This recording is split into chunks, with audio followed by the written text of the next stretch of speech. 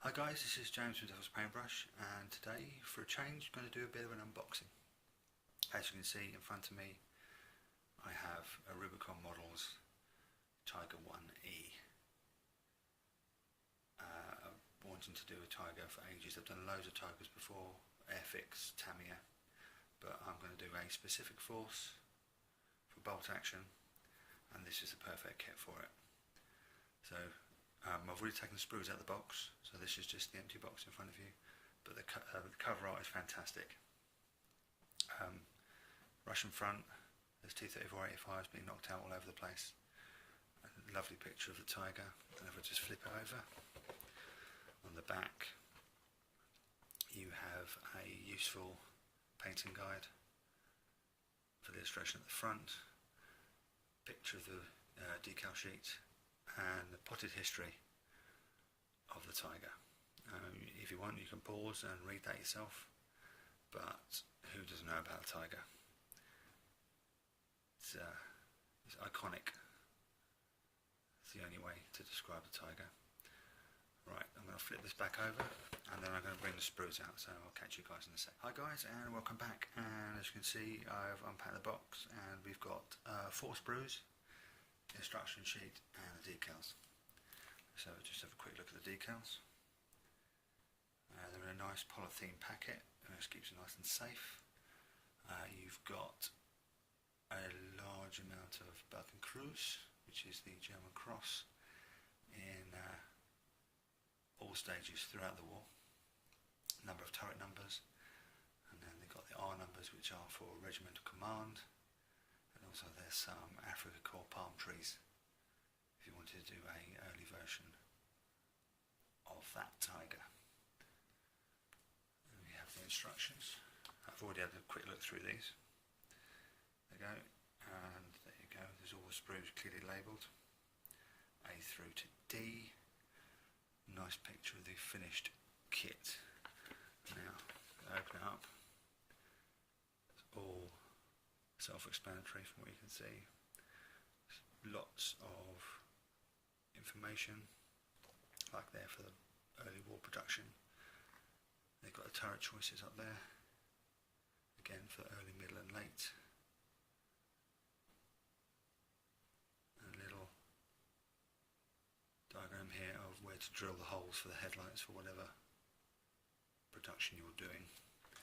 And at the back you've got the final assembly, which again shows you where the headlights and a few other bits and bobs go for the initial production, and the tropical filter, which was only fitted to tanks that served in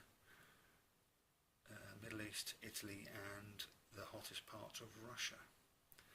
Right, pop that down. I'm going to crack open these bags. Now each sprue is individually bagged, which is good, because any bits that pop off will be floating around in the bag and not in the box getting damaged.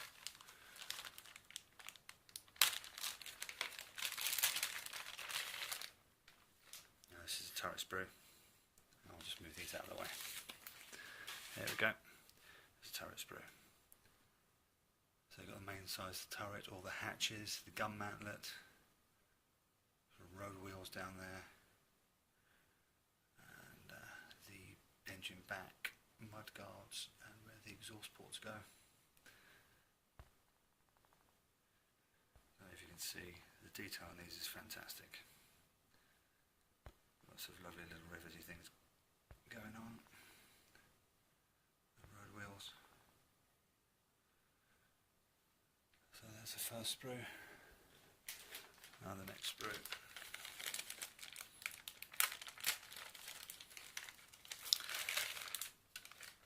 Go.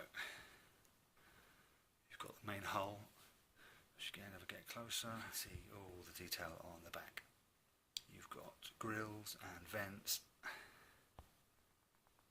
going on there, cabling, tools, and then the best part, single piece tracks. Words cannot describe how excited I am about single piece tracks. You haven't got to fill the edges where you join the two together. It's perfect. Perfect. Right, next sprue. Right, bear with me. Right, here we go. Right, flip it over.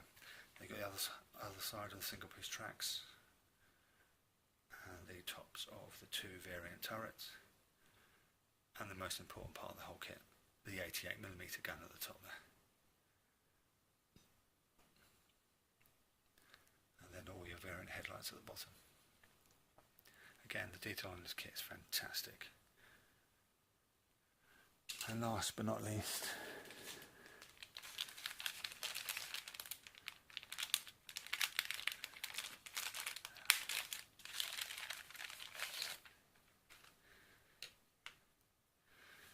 some more rolled wheels, another turret top, the exhausts, spare track, and flip it over.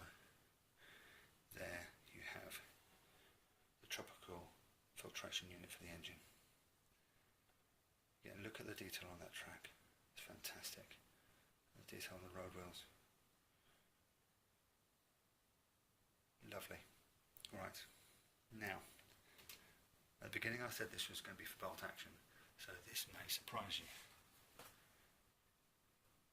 Yes, it's a Flames of War book. Bridge by bridge, it charts the German defence of Holland from September to November 1944, as it clearly says on the front.